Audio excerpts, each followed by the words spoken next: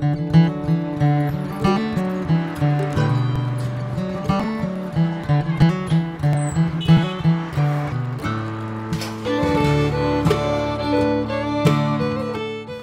2011-yili ata-onamning shu bir münakasib egallasam o'tadi degan talabiga asosan 2011-yildan boshlab 2016-yilgacha shijir hurmat qilishni o'rgandim.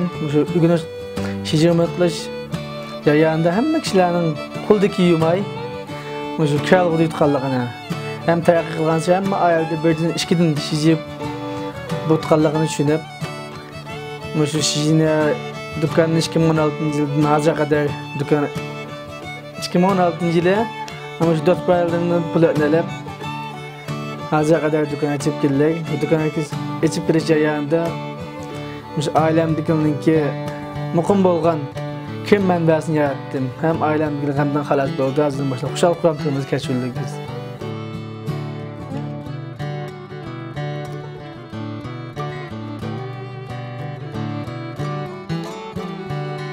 Kuniga bir tal, ikki tal shijong etdim.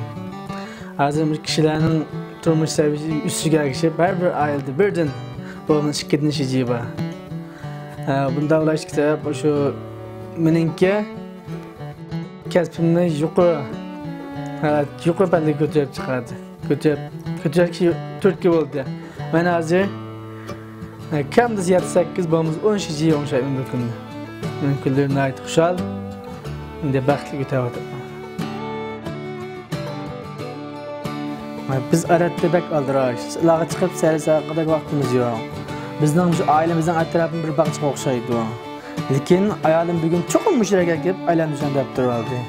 Ayalim toylaq resimga qaytışman dep o'ylamaganda ha. Mening faqat tushkim yo'q.